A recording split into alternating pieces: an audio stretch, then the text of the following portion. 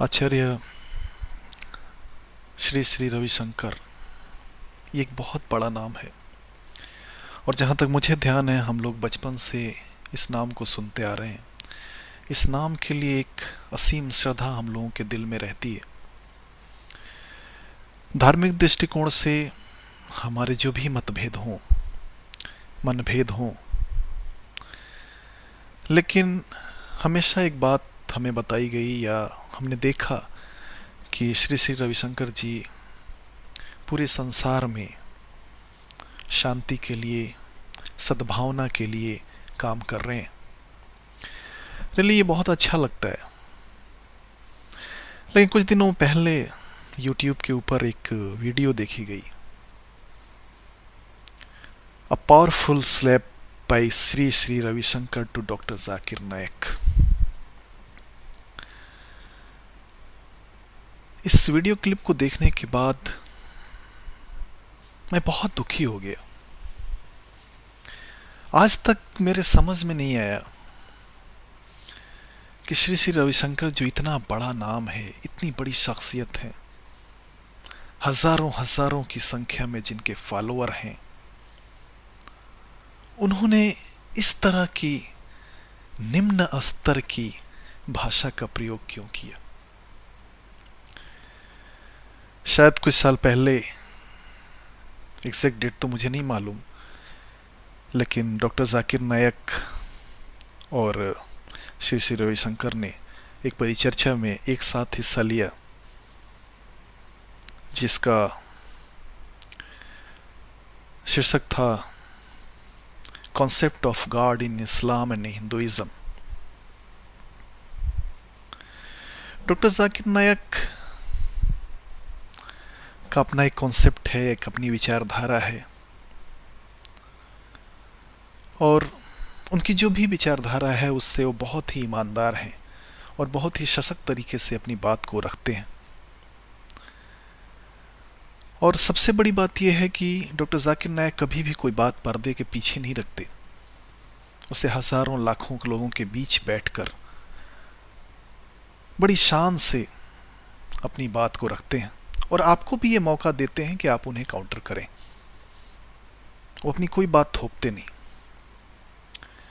इसलिए उन्होंने श्री श्री रविशंकर जी को भी आमंत्रित किया। दोनों के बीच परिचर्चा हुई। मैंने स्वयं वो परिचर्चा देखी है और मुझे नहीं लगा कि उसमें ऐसा कुछ है जिसके लिए श्री श्री रविशंकर जी को ऐसी भाषा का प्रयोग करना चाहिए था। श्री श्री रविशंकर जी ने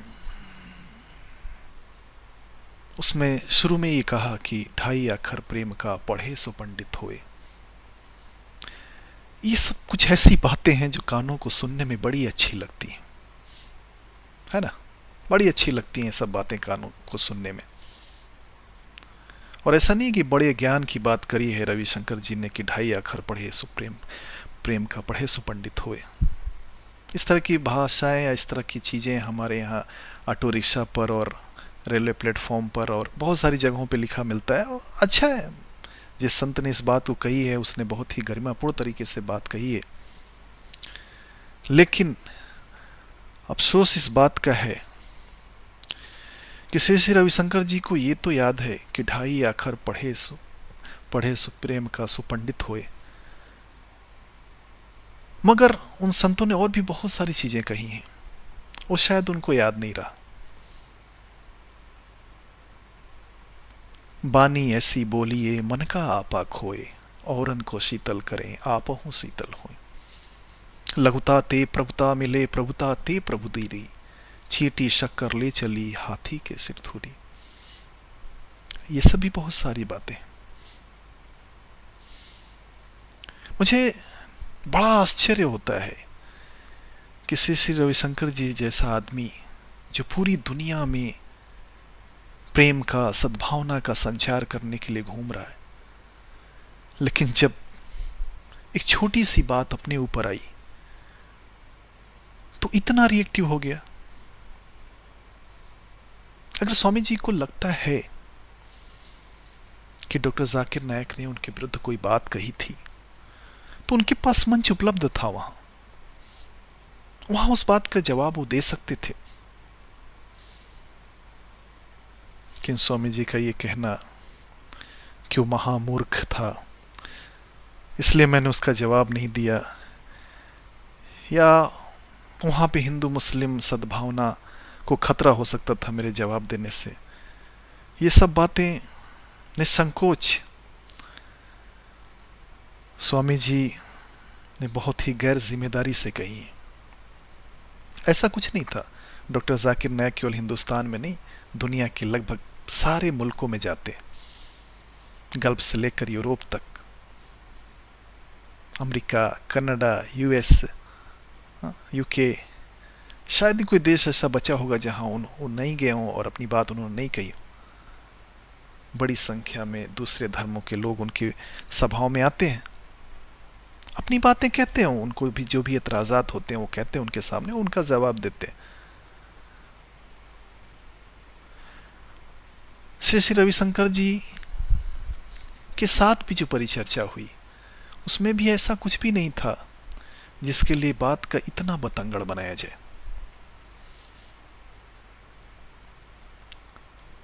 रविशंकर जी ने एक किताब लिखी जिसके बारे में उस परिचर्चा में उल्लेख हुआ। डॉक्टर जाकिर नायक ने उस किताब की बहुत सारे बिंदुओं को गलत साबित किया क्योंकि वो गलत थी। आप इतने बड़े आदमी हैं और आप इस तरह की गैर जिम्मेदारी की किताब कैसे लिख सकते हैं? उस वीडियो क्लिप में भी श्री रविशंकर जी कह रहे हैं कि मुस्लिम खाने काबा के चारों तरफ घूमते हैं, उसको सम्मान देते हैं, तो सम्मान देना और पूजना तो एक ही है। हो सकता है श्री रविशंकर जी की भाषा में सम्मान और पूजना एक हो, लेकिन मुसलमानों के नज़दीक ऐसा नहीं है। हम अपनी पत्नी का बहुत सम्मान करते हैं लेकिन उसकी पूजा नहीं करते। हम अपने बच्चों का भी सम्मान करते हैं लेकिन उसकी पूजा नहीं करते। सम्मान और पूजा एक कैसे हो सकता है? पूजा तो जो उपास्य है, जो आराध्य है, उसकी की जाती है। सारी चीजें पूजा हो गई। आप इतने बड़े आदमी होकर इस तरह की गैर जिम्मेदाराना और विवेकहीन बात कैसे कह सकते हैं? वाद विवाद अच्छी चीज नहीं है, आपने कहा, सही है, मैं भी इसको एक्सेप्ट करता हूं। तो फिर आपको वहां जाना नहीं चाहिए था। अगर वहां जाने से पहले आप डॉक्टर जाकिर नायक को नहीं जानते हैं या उनकी शैली को नहीं जानते हैं, अगर आप ये कहना चाहते हैं, तो कौन विश्वास करेगा आपका? आप गए, जो बातें हुई, हो सकता है आपको कुछ बातें वहां अच्छी नहीं लगी या आपकी भी बातें कुछ लोगों को वहां अच्छी नहीं लगी, लेकिन डॉक्टर जाकिर नायक ने तो कभी दोबारा उस परिचर्चा के बाद से आपका संदर्भ यूज नहीं किया, इस्तेमाल नहीं किया। फिर आप इस तरह की भाषा क्यों प्रयोग कर रहे हैं? यहां तक ज्ञान की बात है स्वामी जी, ज्ञान पे किसी का एकाधिकार नहीं होता। आपने कहा डॉक्टर जाकिर ने ग्लॉसरीज याद कर ली। हो सकता है आपकी नजर में कुरान, रामायण, महाभारत, गीता, पुराण, उपनिषद, बाइबल, ये सब ग्लॉसरीज हों केवल, लेकिन डॉक्टर जाकिर नायक के लिए ग्लॉसरीज नहीं है। डॉक्टर जाकिर नायक के लिए जीवन का आधार है। आप में और डॉक्टर जाकिर नायक में सबसे बड़ा फर्क यही है। आपने कहा कि उनका अपना कुछ नहीं है, केवल ग्लॉसरीज याद करते हैं। ये सही है, डॉक्टर जाकिर नायक हमेशा ये बात कहते हैं कि मेरा अपना कुछ भी नहीं है, मैं केवल स्क्रिप्चर की बात करता हूं। अगर मैं इस्लाम की बात करता हूं तो जो कुरान और हदीस कहते हैं, अगर मैं हिंदुइज्म की बात करता हूं तो जो गीता, वेद, उपनिषद कहते हैं, अगर मैं क्रिश्चियनिटी की बात करता हूं तो जो बाइबल कहती है, मेरा अपना कुछ भी नहीं है। सही है, इसमें आपने कुछ नया नहीं कहा। आपको ऐसा लगता है कि इस आधार पे वो छोटे हैं, तो ये आपकी अपनी सोच हो सकती है, क्योंकि डॉक्टर जाकिर नायक तो खुल के इस बात को ही एक्सेप्ट करते हैं कि मैं कुछ भी नहीं हूं, मैं शून्य हूं, मैं जीरो हूं। अगर मैं इस्लाम की बात करता हूं तो वही है जो इस्लाम के स्क्रिप्चर में है। आप में और डॉक्टर जाकिर नायक में सबसे बड़ा फर्क यही है। डॉक्टर जाकिर नायक का पूरा संघर्ष इस बात के लिए है कि लोग ईश्वर के, परमपिता परमेश्वर के, अल्लाह के, खुदा के भक्त बन जाएं, और आपका प्रयास ये है कि लोग आपके भक्त बन जाएं। यही फर्क है सबसे बड़ा। आपने कहा कि मोहम्मद के चाचा शिव के भक्त थे, खाने काबा पहले मंदिर था। आपने इसमें कौन सी नई बात बता दी? इस्लाम तो चीख चीख के यही बात कह रहा है कि प्रोफेट मोहम्मद सल्लल्लाहु अलैहि वसल्लम के आने से पहले पूरे अरब में बुत परस्ती और मूर्ति पूजा का दौर था। खुद उनके अपने चाचा, उनके माँ बाप या दूसरे जो लोग थे, कोई मुस्लिम नहीं थे। यहां तक कि प्रोफेट मोहम्मद सल्लल्लाहु अलैहि वसल्लम ने एक बार खुदा से इस बात की परमिशन चाहिए, इजाजत चाहिए कि अपनी माँ के लिए प्रार्थना करें। ईश्वर ने इसकी अनुमति नहीं दी उन्हें कि नहीं, तुम्हारे माँ बाप ईमान वाले नहीं थे। इस्लाम अंधविश्वास पे नहीं चलता। इस्लाम तर्क और दलील का मजहब है। अगर प्रोफेट मोहम्मद के चाचा काफिर थे तो काफिर थे। प्रोफेट मोहम्मद ने कभी इस बात को डिफेंड नहीं किया कि मेरे चाचा हैं इसलिए कोई अच्छा होगा, मेरे कोई मामा इसके लिए अच्छा होगा। नहीं, अच्छा वो था जो परमपिता परमेश्वर के ऊपर ईमान लेके आया, फिर वो चाहे कोई भी हो। जो सल्लल्लाहु अलैहि वसल्लम के कई चाचा थे, उसमें कुछ ईमान लाए, कुछ नहीं लाए। जो लाए वो मुस्लिम, जो नहीं लाए वो काफिर, अनबिलीवर। इसमें आपने कौन सी नई बात बता दी? खाने काबा में पूरा खाना काबा मूर्तियों से भरा पड़ा था। इस्लाम इसके लिए तो आया कि उस अंधकार को मिटा के रोशनी को ले आए। आपने इसमें कौन सी नई बात बता दी? अगर प्रोफेट मोहम्मद के आने के बाद भी खाने काबा मंदिर ही रहता तो फिर प्रोफेट मोहम्मद के आने का कोई मतलब नहीं था। इसलिए आधारहीन और तर्कहीन बातों का सहारा न लें स्वामी जी। आपने कहा कि मेरे से वेद की बात करनी चाहिए, मैं कुरान का पढ़ा हुआ नहीं, मुझे कुरान के बारे में क्या पता। आपको कुरान के बारे में पता नहीं और कुरान और वेद के ऊपर आपने पूरी किताब लिख दी। इतने इर्रिस्पॉन्सिबल हैं आप, इतने गैर जिम्मेदार हैं आप। स्वामी जी, बड़ा सादर अनुरोध है मेरा आपसे, विनम्र बेनती है आपसे कि आप उस वीडियो को YouTube से हटा दें, क्योंकि हजारों लाखों लोगों की भावनाएं जुड़ी हैं डॉक्टर जाकिर नायक से।